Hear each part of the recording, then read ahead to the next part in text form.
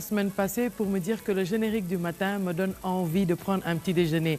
Ceci est le message d'un fidèle téléspectateur que j'ai rencontré dans un supermarché de la place. J'en profite pour lui faire un petit coucou. Vous nous avez manqué. Sachez que vous aussi, nous avons reçu tous vos messages et puis tout désarroi pour dire que l'émission n'a pas eu lieu presque vers la fin de cette semaine, mais pour dire que nous sommes revenus pour cette nouvelle semaine. Un grand bonjour à tous les téléspectateurs encore une fois et vous demander si vous avez passé un excellent week-end. Après ce week-end, une semaine qui démarre, une semaine de fête parce que nous sommes, je rappelle, au mois de décembre et qui dit décembre parle de Noël, 24, 25 et la Saint-Sylvestre. Ça, ce sera vers la fin de l'année 2014 pour débuter 2015 en beauté. En attendant cela, je demande à ce que cette journée se débute très bien avec les programmes de la 2STV, notamment cette émission matinale Kélu Good Morning. Aujourd'hui, nous parlerons sport comme tous les lundis. Éventuellement, nous Issa Mboup, qui est le président de la Fédération sénégalaise de tennis. Nous parlons de la 7e édition de l'Open de Dakar qui s'est tenue à Dakar ce vendredi. Et puis, actualité et culture, il s'agira de cinéma avec le démarrage cette semaine de Récidac, et Thierno Diagne du ministère de la Culture. L'artiste Mao que nous allons recevoir sur ce plateau pour parler de la sortie de son nouvel album et sans oublier la partie humour, ce sera tout à l'heure avec Yoro et puis la cuisine, Sophie qui nous revient cette semaine avec des crêpes surprises. Alors que se trouve dans ces crêpes, on le saura tout à l'heure juste après la revue des titres et ce sera l'affaire de Samba Ardeba. Bonjour à toi, comment vas-tu? Très bien. En rose ce matin. Comment? J'étais entreaperçue Dembe, 19h. Oui. En fait, j'ai entendu ta voix et ça m'a fait plaisir de venir te regarder et puis de zapper. J'ai pas écouté ce que tu disais, quoi. Ah, tu m'as seulement vu, quoi. Oui, je t'ai vu. Tu étais en veste, cravate noir et blanc ou gris et blanc. Oui, gris et chemise blanche avec des rayures. Vendredi passé, là, c'est vrai. Presque une semaine. J'entends ta voix. Je def comme xalé bu ndaw. Ma daw rek yem ci yow. Tac, je vois Samba. Et je te contente et j'ai zappé. Et là, j'étais en live en direct. Voilà. C'est parti pour la matinale et la revue des titres. On se retrouve juste après.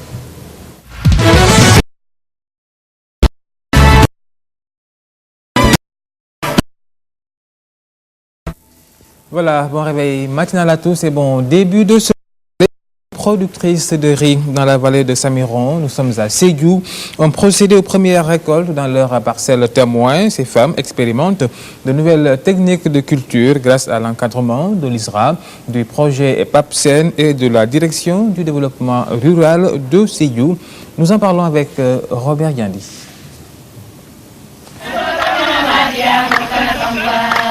Les promesses d'une bonne moisson en riz font la joie de ces femmes qui chantent en récoltant.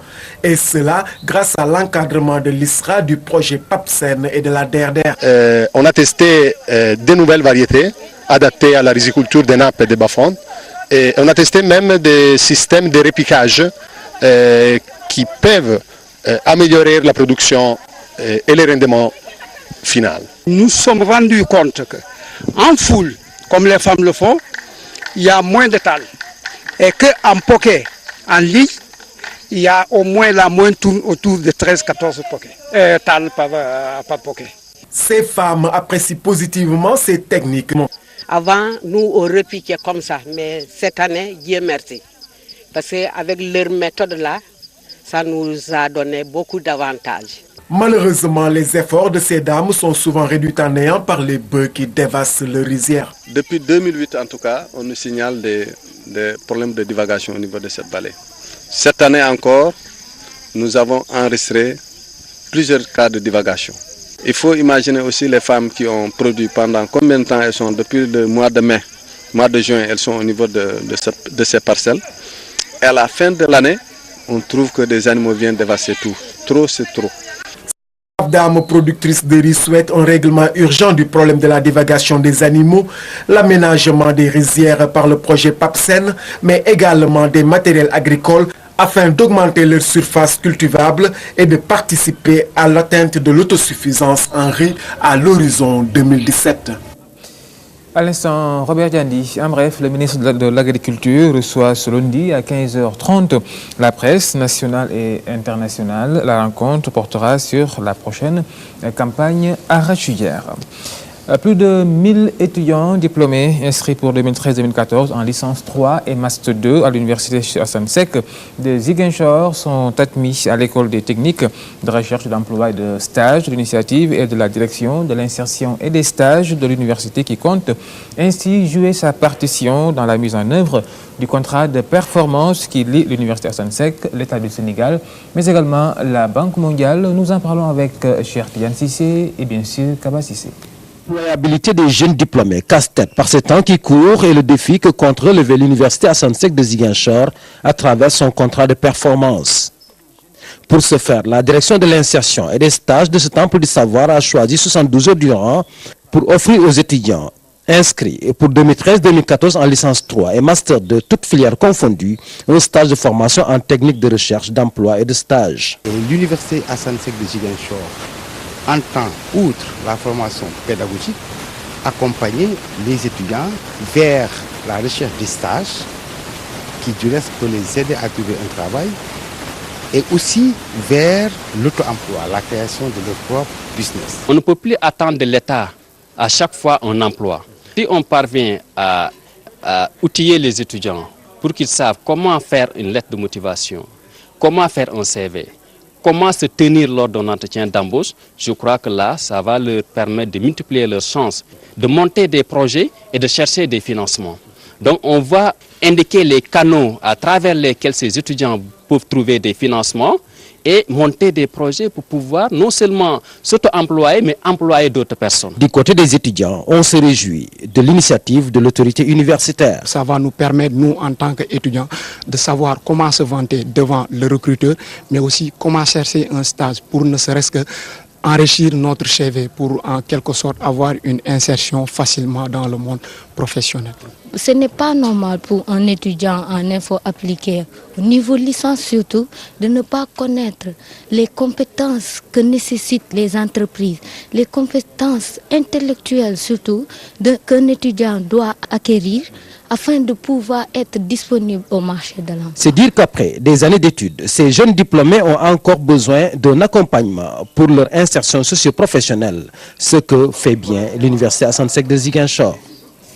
En bref, Mohamed Boun Abdallah Dionne préside ce matin un forum international sur la paix et la sécurité en Afrique. La rencontre, qui se tient à 10h au King Fahd Palace, est une initiative de l'Institut panafricain de stratégie.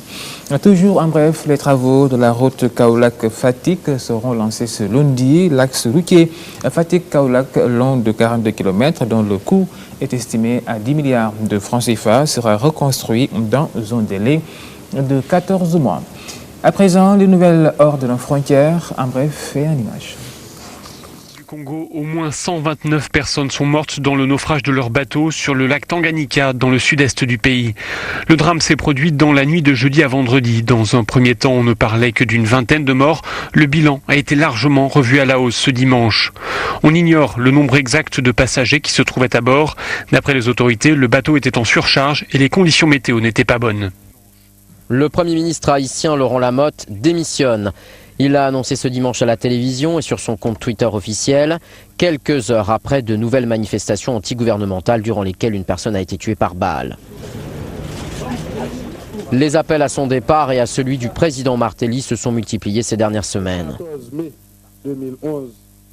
Des incidents ont éclaté hier dans la manifestation à Port-au-Prince, la capitale, lorsque des centaines de jeunes ont tenté de forcer des barrages des forces de l'ordre pour entrer devant le palais présidentiel.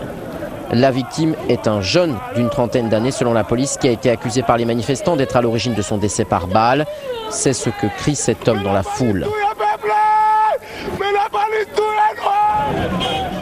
Les manifestants réclament le retour de l'ancien chef de l'État Jean-Bertrand Aristide et certains demandent l'aide de Vladimir Poutine.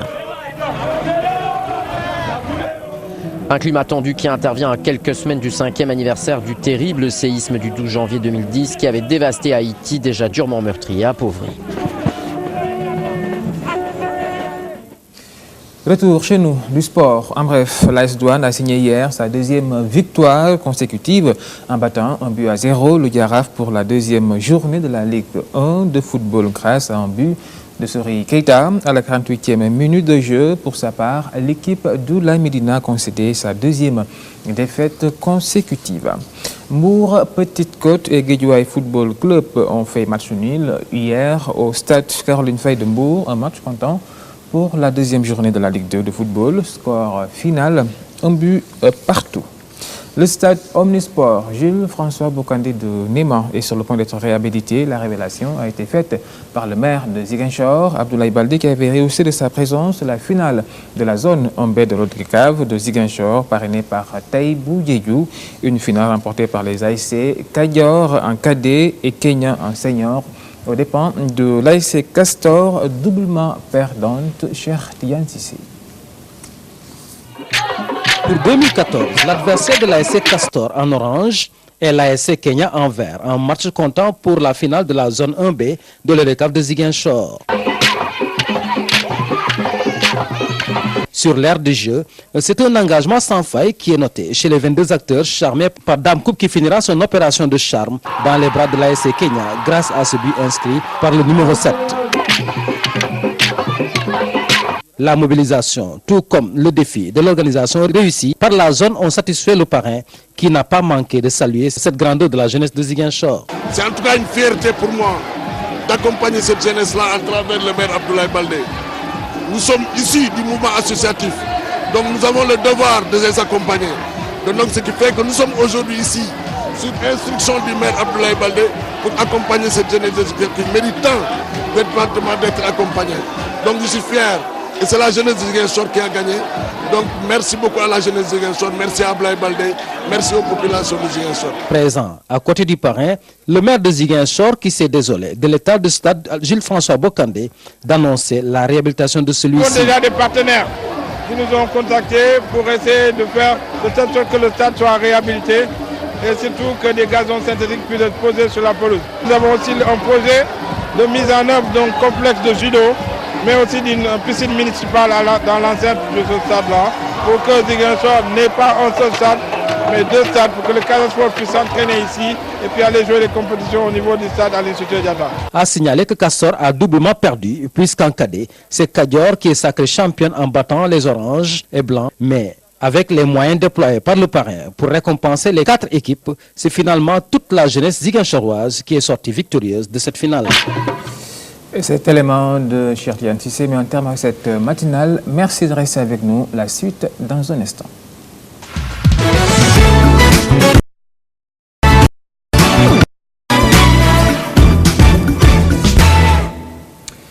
Nous sommes le lundi 15 décembre 2014. La presse du jour. À la une du quotidien Le Quotidien, Mohamed Boun Abdallah Dionne, un guest star qui répondait à l'opposition, particulièrement au Parti démocratique sénégalais.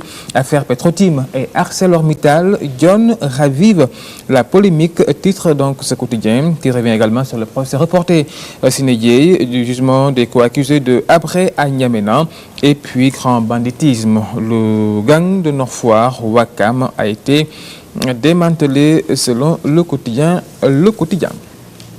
À la une de la tribune, affaire Mittal et Petrotim, Mohamed Boun Abdallah Dionne qui s'invite à la polémique. Le PM défend Aliou Sall et menace Ousmane Faye, membre du FDPR. Les informations qu'il a fournies sont tout simplement mensongères. Autre information, la une de ce journal, communication présidentielle, Mamadou Thiam remplace Yahambaye. Cheikh Tidiane Touré jette des dossiers contre Souleymane Ndéné Ndiaye. Et là, nous parlons encore de déballage. À la une du quotidien Enquête, dossier ArcelorMittal et Petrotim. Dionne au front, les chiffres qui démontent Ouad. Le PDS attend les réponses du chef de l'État. Macky Sall, enrichissement illicite, jour de vérité pour Taïbou Ndiaye et sa famille. Et puis Macky Sall au Sénégalais d'Espagne.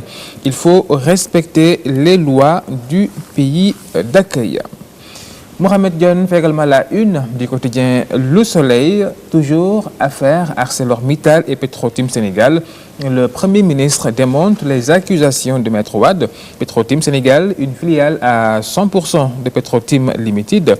Les 75 milliards de francs CFA d'ArcelorMittal affectés au développement. Le PS loue la clarté de l'exposé du Premier ministre. Et nous passons au quotidien Libération, accord transactionnel entre l'État du Sénégal et Mittal, le protocole de Dakar. Le PM démonte Maître Wade et le met en garde. Ousmane Ngom transige pour 75 millions de francs CFA avec Koumba. Des infos livrées ce matin par ce quotidien Libération. Toujours affaire ArcelorMittal à la une du quotidien Sud. Dione brandit sa vérité des faits. Et puis, concernant toujours donc ArcelorMittal et Petrotim, Mohamed Dione qui avait fait face samedi à la presse pour rétablir la vérité sur cette polémique. À la une du quotidien Grand Place, l'État exhibe ses preuves. Le PS convaincu par le PM. Mohamed Dione a fait publier les contrats hier. L'AS relève l'absence de date, de numéro du décret, de cachet dans tête et des pages qui manquent, voire documents et contrats en fac-similé. Et puis, affaire de société, bataille rangée, la soirée de Ndegay se termine tout simplement à la police. À la une du quotidien Direct Info, affaire ArcelorMittal et Petrotim, le PM cogne Wade et blanchit les salles. Et puis, autre info, port autonome de Dakar sous Barassadi, un ami de Karim Wade. Au cœur d'un scandale, Cheikh Kanté, je ferai des révélations qui risquent de gêner les députés et dignitaires de l'ancien régime. À la une du quotidien Réumi, le top 50 des personnalités qui y ont fait bouger l'année 2014. 50 personnes donc à la une de ce quotidien des personnalités qui ont fait bouger l'année 2014. Nous parlons sport à la une du quotidien Stade, Ligue des Champions, tirage au sort des 8e, Real, Bayern et Barça, un épouvantail. Et puis Paul Put, sélectionneur des étalons, Burkina, Algérie et Sénégal, mais favori. Ndiaga Samb, j'ai mis sénégalais. Pourquoi je suis resté aux Pays-Bas après le match amical. Et après Stade, Sport, salle, week-end anglais de Premier League, les Lions maudits, à lire à la page 5 de ce journal. Et puis transfert record pour janvier, City offre 16 milliards pour Cissé à la place d'Aguero blessé, menace sur sa participation à la CAN. Un problème, son genou délicat. Et nous parlons de lutte à la une de Sunulamb. Modulo Bombardier s'éloigne pour Soubatel. Luc à l'affût, Gaston en sous-marin. Et Max Bargane que Soubatel se retire si elle ne peut organiser Modulo et le B52 de Mbour. Voilà qui met un terme à cette revue des titres. Retrouvez-la complète à 13h en langue wolof. Merci de rester avec nous. Le Good Morning se poursuit.